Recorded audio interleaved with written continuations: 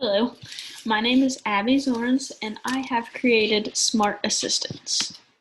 So, my mission statement is using my skills in problem solving and compassion, I am driving for a future where we can turn a paper dominant world into a paperless world. So, what exactly do I mean by paper dominant world? And what is the effect of it? So, for example, deforestation. We cut down millions of trees every year. To be exact, 626,000 tons of paper are used solely to produce books, just books, nothing else. You can think about everything we use paper for, and that's not even counted towards 626,000 tons, just books. That's crazy. Just in the United States, too, annually, 1 year. Blows my mind. So the next thing will be climate change. So basically, when trees are cut down and left to rot, they release their stored carbon is released and it creates carbon dioxide into the air, which polluting the air. So global warming, climate change go hand in hand there. Okay, so my customer's name is Rob.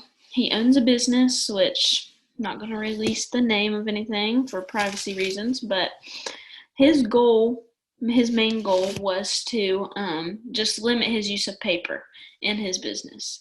And so this is who I've been interviewing back and forth with.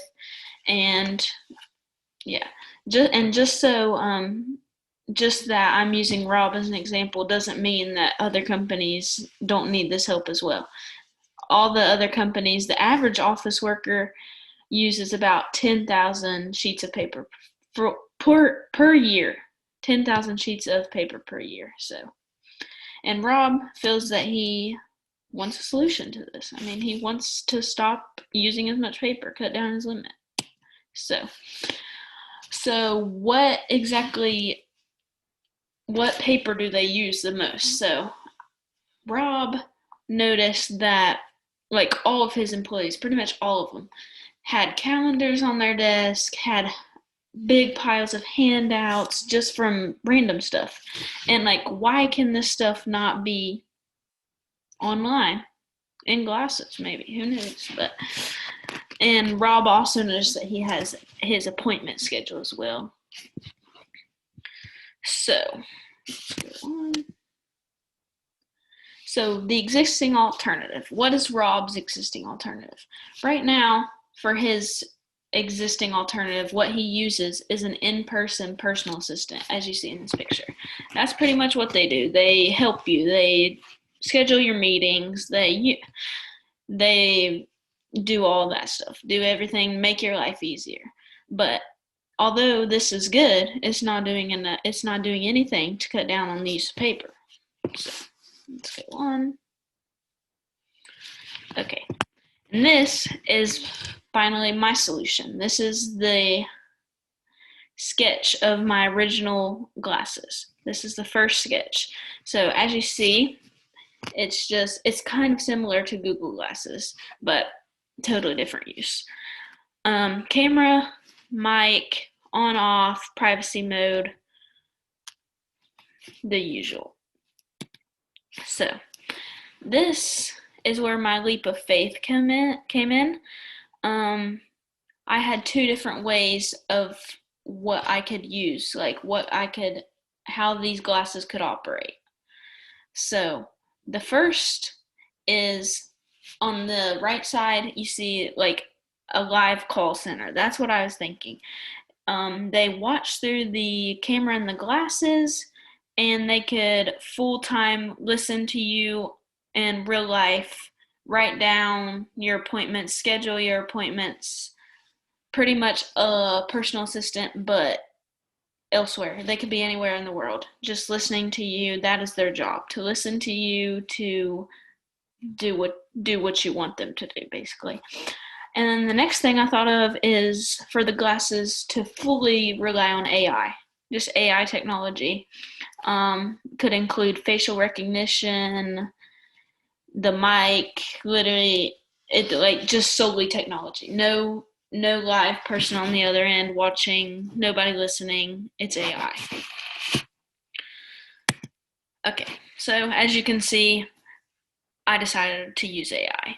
I think that it's a lot easier, and we also, I had somebody come over and we did a little like trial test. Like we used a walkie-talkie, and I went into another room and they like had the glasses on to pretend, and they like walkie-talkied to me and was like, create an appointment for 5 o'clock on Tuesday. And like I was the live person on the other end, so I would have to go in and personally like do it manually. And then we tried using Siri, like just simply saying, set a reminder for 5 o'clock. Okay, done. Like that's what Siri does. Okay, done. And so, I mean, as we were going through that, we were like, look how much easier this is. Like, you don't have to worry about anything messing up on their end. You don't have to worry about, like, not being able to hear, the connection goes out. So we took all that into consideration, and we figured that AI was going to be the easiest way to go. So some things that it will include is facial recognition, which what I'm going to use facial recognition for with these glasses are, say you're a big time CEO of a company. You have meetings, you have interviews, you have stuff all the time. Like you're packed. So, I mean, you meet so many people throughout your day, you really don't remember who is who. So, the facial recognition will recognize those people, those important people that you should know, but you may have let slip your mind, or you just are bad at remembering names. Whatever it is, it will tell you the name of that person that's approaching you that you want to know. Whatever it is, that's what facial recognition will be used for. Appointment booking, simply, it's as easy as, I have an appointment at 5 o'clock. AI, okay, it's down in your calendar. Like, it will be synced with your calendar.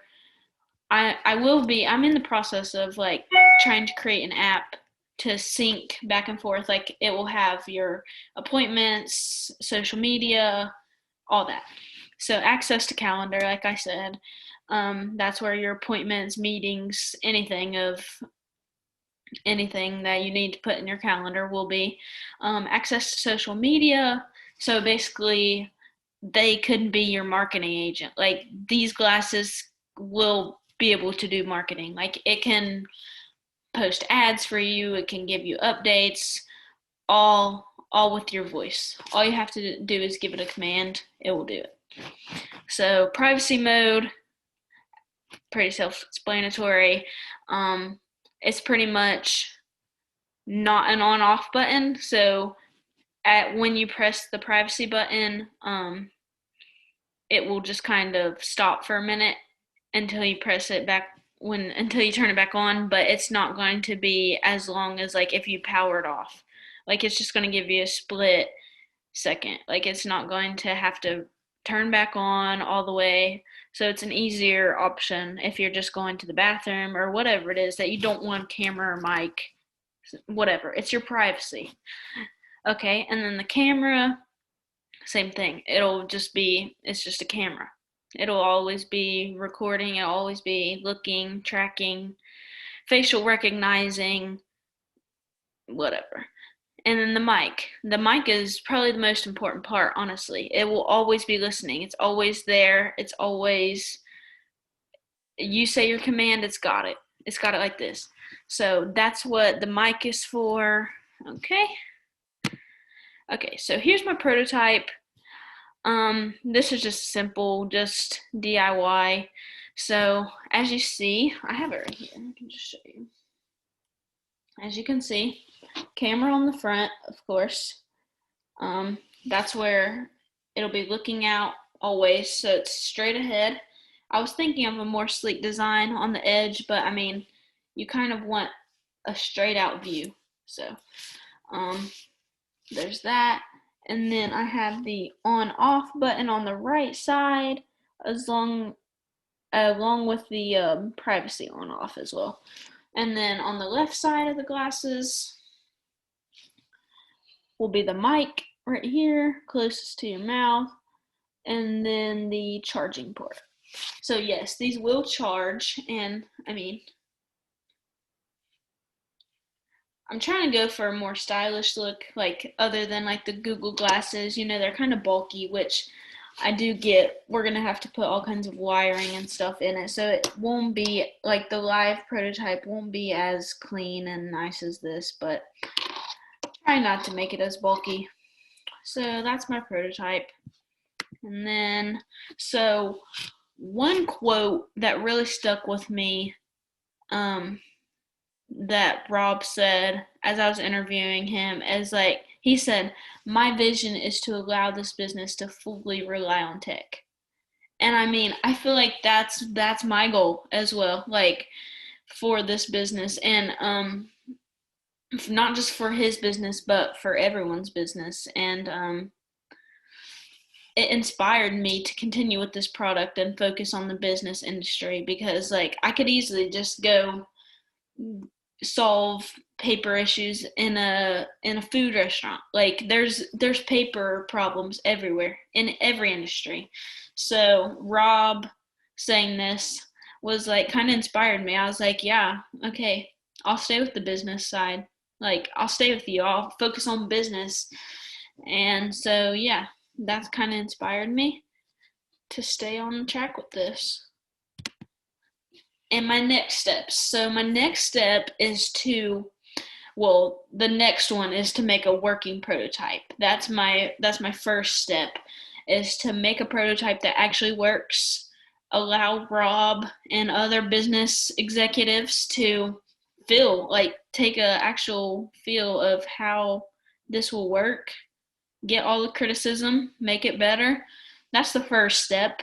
What I want to do, what I see in the future is like AI, but not glasses. I don't want it to contain glasses. I would like something sleek that goes around your ear, or maybe just on the side of your head. I want something that's easily like not noticeable. Kind of like people, not everybody likes to wear glasses. I mean, sometimes I don't, but I would make them comfortable. I mean, but still, some people don't like that. So I want to be available to anybody that would have a use for them. So yeah, that's pretty much my next step, is to first make a working prototype, get it tested, get it criticized, make arrangements for the next, keep growing, keep continuing. And then the next step would to be make something more sleek, more like non-noticeable. So yeah. And next thing, so now I just ask, and I conclude today, and I ask you to join me in taking a step to a paperless world. Thank you.